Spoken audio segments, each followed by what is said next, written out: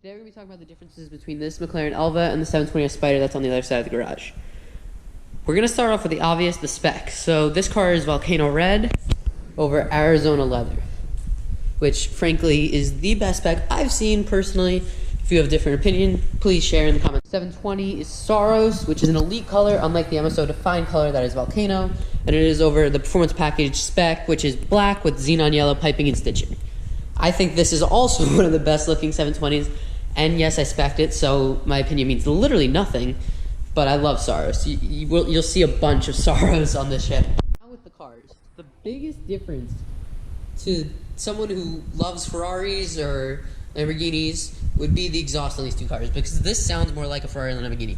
This has the Nirvana exhaust system, which means there's two up here and two exhaust pipes down here.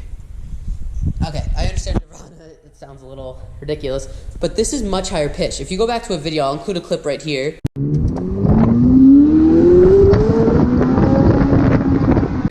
It sounds way better than the 720. Startup, it's the only McLaren that sounds any different from the others. Honestly. Except for like the 12C 650 P1 early day cars. I mean the 570, 600, all those cars. 720, 765. The 720's exhaust is aluminum instead of, not aluminum, sorry. The tips are aluminum. The exhaust on here is not fully titanium. The Elva's is. The Elva sounds a lot higher pitched thanks to the top exhaust, and the buttons on the back like these are more for a deep V8 rumble, more like a muscle car. But the Elva has both. And as you see, the wing here is one big piece. But on the Elva, the exhaust take up part of the wing. This wing's also bigger because the Elva itself is basically like a wide-bodied 720. 720 would cut like here. You could see these fenders flare out. Like, the air on this car is crazy. But yeah, there's this hole through the wing, and when the wing's up, it's really cool because it looks really razor sharp with this cutout, especially when it's tilted a little bit as an air brake. It really is sharp. The Elva, you can't see as much of the engine as the 720, and that's because this car happens to be longer than the 720. This like section back here is basically additional, and that's why the engine looks like it's in a different space, and you can't see as much. I'll show you the difference on a 720. 720, you can see much more. I don't know what you guys can see right now, but I bet if I open the door and quickly get the light on in the engine bay,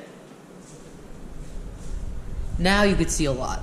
You could see the whole top of the motor. While we have the door open, let's go over the inside of the 720.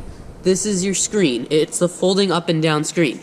This is your middle screen. It's completely different from the Elva. The drive selectors are completely different. Here's your drive, neutral, reverse. All your buttons up in the middle right there. And here you have the button to pop the screen up and down.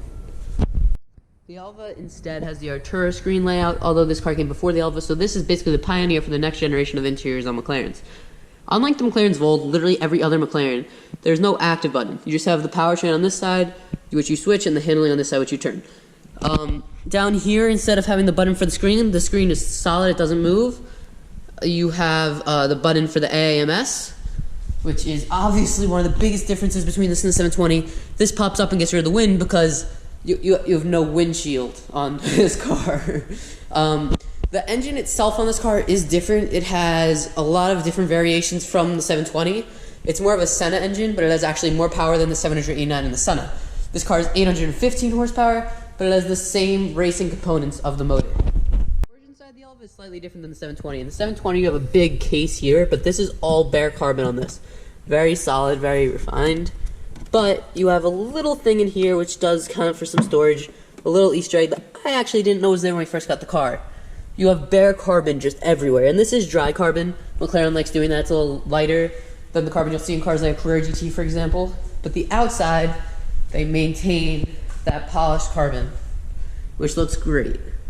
Factory, the Elva comes with paint protection film, which actually is done by Topaz in London, where Shmee150, the best car YouTuber ever, gets his cars done.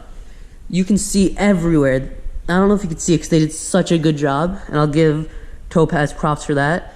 But everywhere, the PPF is done absolutely perfect. Apparently, they're doing this now with the Ultimate Series cars. I don't think they always did this, though. They didn't just do the paint. They did some of the carbon on the inside as well. They did a really good job. The carbon on the outside, however, is the most important thing to be PPF'd, and they did it. That saved quite a bit of money. This one piece here, I can't imagine how much this would cost if it had to be redone.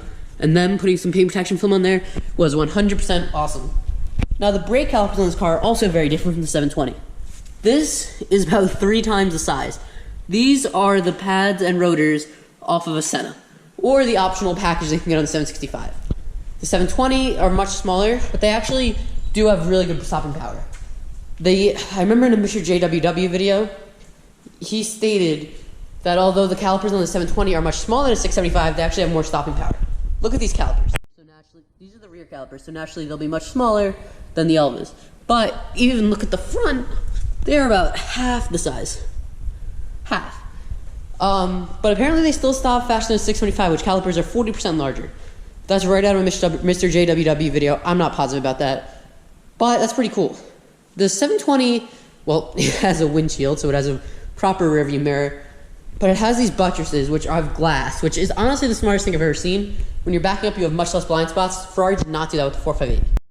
The Elva, on the other hand, has no windshield and essentially no rearview mirror. If you see that, is not going to get over the high buttresses on the back. Also, that's not even glass, that mirror. It's just, I'm not entirely sure what that is. I honestly have no clue.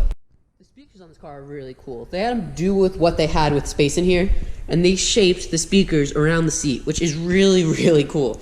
The seat is also much different from a 720 or any other McLaren because it's tilted back. I don't know if you can tell that on camera, but it's tilted back so you can stand up on the floor there when you get in, and it's really easy to get in and out of this car. The charger on a Senna or a 720 is in the front. The Senna, however, has no trunk. In the 720, it's inside the trunk. On this, well, not on this, but on the Senna, it would be right here. The AMS has taken that up, so it is in there. It's a little hard to get it to, but I like that they at least had a place so you can charge the car, because a car like this really needs it. All the air on this car is very different from the 720. You can see all these ducts in the door. McLaren always does a great job of getting air to the motor and cooling, keeping that thing cool. There you go, guys. There are some of the more basic differences between the two cars. We're going to have driving videos updated on both cars to show some more different things while you're driving. The most predominantly probably being the steering feel is a little better on the Elva because the 720 is made to be more of a daily driver. Here are the seats on the 720 to show you the angle is drastically different from the Elva. Like nothing will be like that of the Elva because it doesn't have to be. I love this car. And if you look at the new name of the channel, it is based on this car. If you look at the profile picture, it is this car. This car is going to be the main car featured on this channel. Of the supercars, the C8 is going to be the main car once that car gets here. The C7 is leaving this week. So for now, we're going to see a lot of the 720. But as a little bit of a channel update, some of the other cars you're going to be able to see are these. 2019 Porsche 911 Speedster. A very special car. A car that is unlike any other 911, as it is the only GT3 convertible they have ever built, and potentially will ever build. You're going to see a lot of this. The 2006 Ford GT. An absolute monster. Look at that dash. Look at that interior. It looks like it's out of the 60s, out of a GT40. Look at this hood scoop. This car is actually for sale. So whatever video is on this might be the last one.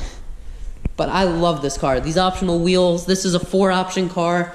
So it has the wheels, the blue stripes over the titanium white. It has the very upgraded radio. And the 4th option, I believe, is the calipers to be done in silver, which you can't even see. But yeah, these are the cars that will be featured on the channel. There is also going to be a Tour de France Blue 458 Spider featured on the channel a lot. That car is not going anywhere. The Elva is not going anywhere. The 720 is not going anywhere. Speedster is not going anywhere. Sadly, the C7 is leaving. And I really wish that wasn't the truth, but it is. So basically, this is the last shot of the video. Just appreciating the beauty that is the Elva. I think this is probably the best looking car of all time. And a video like this does not do it justice, but some future videos will. And I think the driving video does too. This Volcano red paint needs to be out in the sun. It needs to have a better camera than this GoPro on it. I really appreciate you guys watching and taking some time to learn the differences between this and the 720 and understand why this is so much more money than the 720, because there is a reason. It is definitely a lot faster. This car is 1,000 pounds. I'm joking. I'm just saying that because the Ferrari Monza is 1,000 pounds heavier than this, and a lot of people like the Monza, so I'm just poking fun at that a little bit. But in all seriousness, this is about 400 pounds lighter than the 720, and that's a big difference. It's a big deal, especially when you're adding 105 horsepower. So the Elva Dry will weigh about 2,500 pounds, which is ridiculously light, and it has 815 horsepower. The 720 has 710 horsepower, and it weighs about 3,000 pounds with fluids. Little, like 3,200 with fluids, 3,000 without. So you're talking about a decent difference, plus the horsepower gap, but we all know the 720 is probably making like 800 at the crank, because it's making about 700 to the wheel in reality. The Elva's probably making a lot more too, I'd assume, because this car feels twice as fast as the 720. I don't know that from this car, but I know it from the demo car. We have not, this car's still under braking. But thank you guys for watching, and please leave a like and subscribe.